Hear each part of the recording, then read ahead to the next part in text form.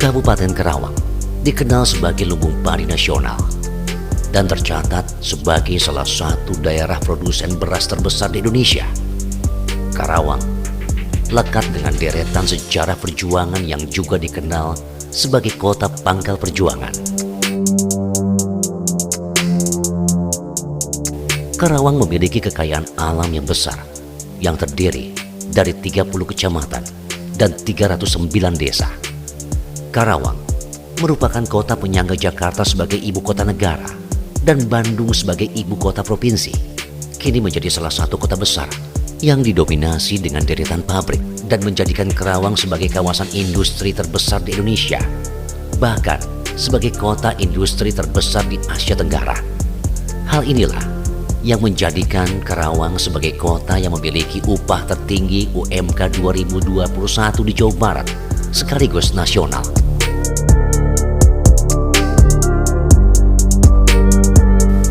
Namun, semua yang dimiliki dan menjadi kebanggaan Kabupaten Karawang tidak serta-merta membuat masyarakat Karawang hidup sejahtera.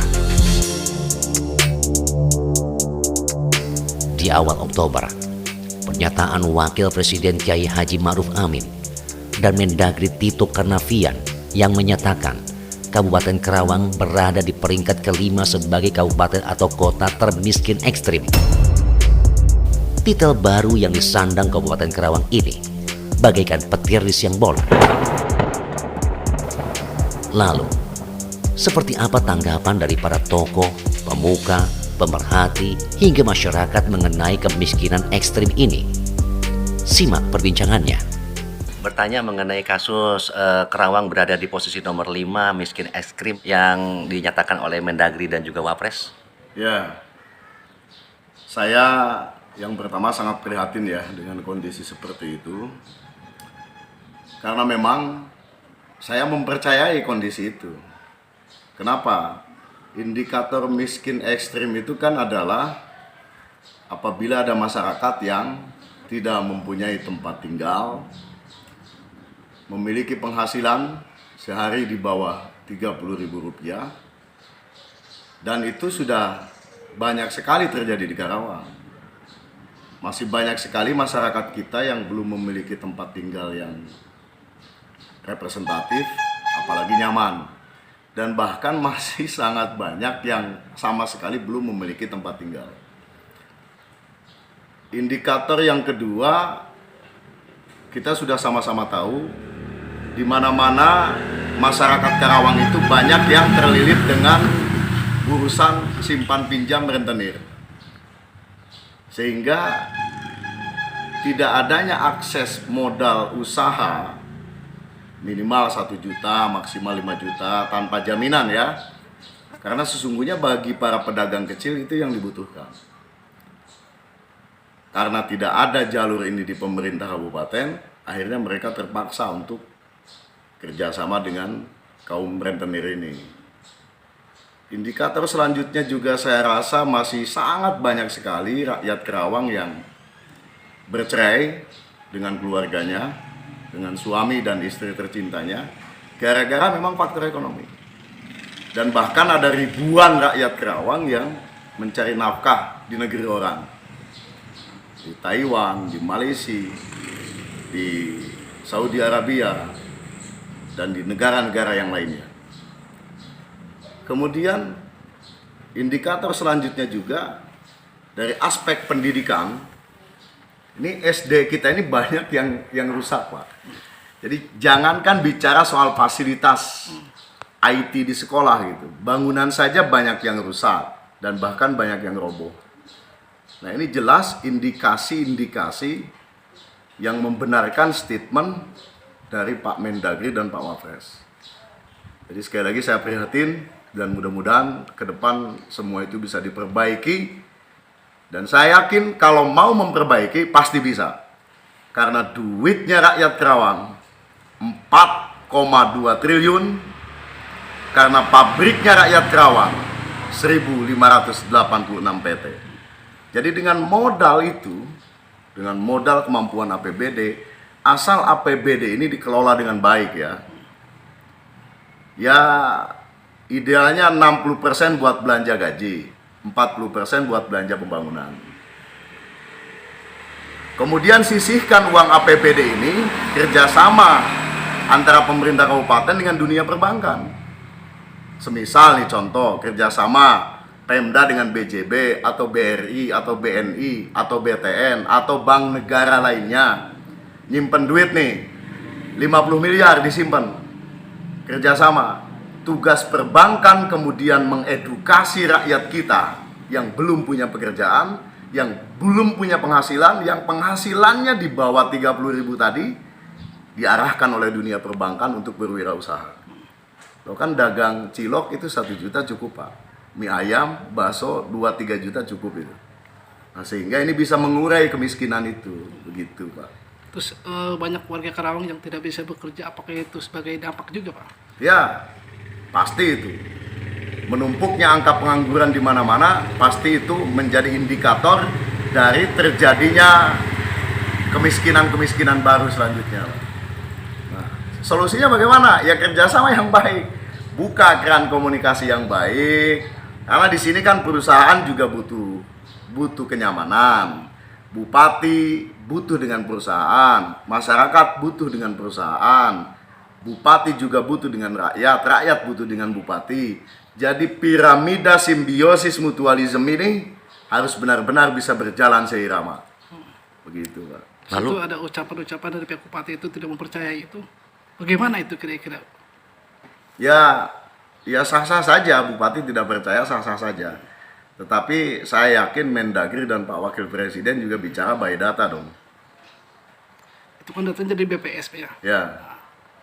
Dari BPS itu tidak sinkron dengan dari pemerintah daerah. Ya. Ini mana yang salah nih Pak? Ya. Dari dulu saya suka ngomong, dari dulu saya selalu bicara pola pembangunan yang baik adalah pola pembangunan berbasis data, Pak. Berapa data jalan rusak kita, berapa data SD rusak kita, berapa saluran irigasi yang macet, berapa jumlah ustadz kita, berapa jumlah anak yatim kita, berapa jumlah jompo kita, berapa jumlah orang miskin di kita, kemudian berapa para pedagang pelaku usaha kecil di kita. Nah, semua data itu kemudian dikumpulkan, diminta kepada kepala desa, datanya yang update dong. Yang update datanya, jangan pakai data yang lama-lama terus gitu kan. Dari dulu saya selalu ngomong itu Pak.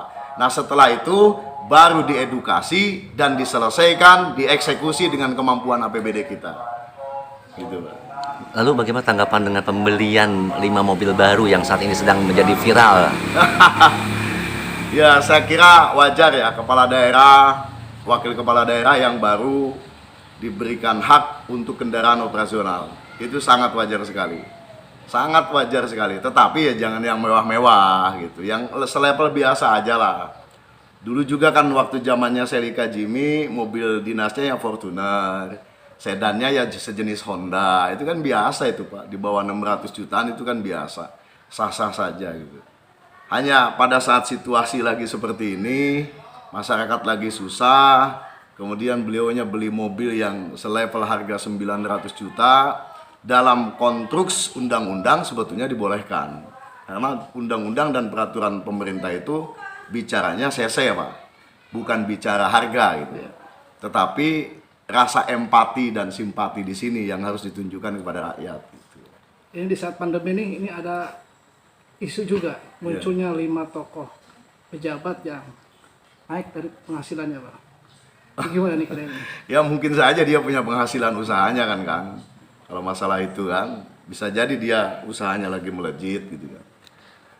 Kira-kira langkah apa nih Kang yang pas, yang cocok untuk mengantisipasi yang paling cepat lah untuk menghindari atau berangkat meninggalkan posisi peringkat kelima ya, miskin es krim? Panggil semua kepala desa, libatkan Babinsa, libatkan Babin Kamtibnas, hitung ulang, data lagi dengan baik. Ada berapa ratus ribu rakyat Karawang yang betul-betul masuk dalam kategori ekstrim dalam kemiskinan itu. Sekali lagi ya, bukan hanya kepala desa, tetapi libatkan Babin Kamtibmas, libatkan Babinsa. Karena PKH di kita sudah banyak oknumnya masalahnya Pak. para event yang mengatur bantuan sosial itu sudah banyak sekali oknumnya. Jadi dengan melibatkan Babinsa, Babin Kamtibmas, semua para kepala desa, pemerintah daerah akan memiliki data yang akuntabel, data yang real. Setelah itu, eksekusi dengan kemampuan APBD kita, eksekusi dengan kemampuan 1.586 pabrik yang ada di wilayah Karawang tercinta ini. Gitu aja kok repot kan? Nggak ada yang repot sebetulnya itu. Mungkin statement terakhir Kang, harapannya nih supaya cepat-cepat terhindar dari miskin ekstrim. Ya, statement saya, mari sama-sama kita bekerja. Bekerja bersama-sama dan bersama-sama dalam menyelesaikan semua persoalan Karawang tercinta ini.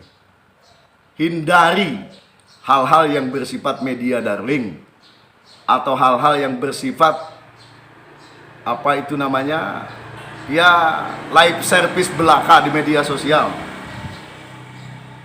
Buktikan rakyat sudah ngasih mandat sama bupati dan wakil bupati, pakai uang APBD ini untuk menyelesaikan, mengurai kemiskinan. Kemiskinan tidak akan pernah diberantas, tetapi insya Allah kemiskinan bisa diurai dan bisa diselesaikan walaupun tidak sampai 100%. Pengangguran juga sama, tidak akan bisa diselesaikan 100%. Tetapi insya Allah bisa diurai minimal di angka 80%. Karena ini Karawang, bukan Ciamis. Di Ciamis nggak ada PT. Ini Karawang, bukan Cianjur. Di Cianjur nggak ada PT. Kalau di Karawang PT-nya sudah banyak. Tinggal lakukan gerakan sinkronisasi kebijakan antara pimpinan perusahaan, kepala daerah, semuanya bisa berjalan dengan baik.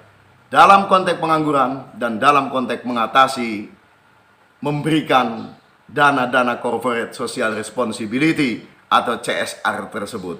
Dana CSR-nya diambil, dikumpulkan dengan baik, tidak disimpan di kas daerah. Sekali lagi, tidak disimpan di kas daerah. Disimpan di lembaga CSR yang ditunjuk dan di-SK-kan oleh Bupati Karawang. Orang-orang yang ditunjuknya adalah orang-orang yang memiliki kompetensi, memiliki kapabilitas, bukan orang dekat, tetapi orang-orang dari perusahaan tersebut.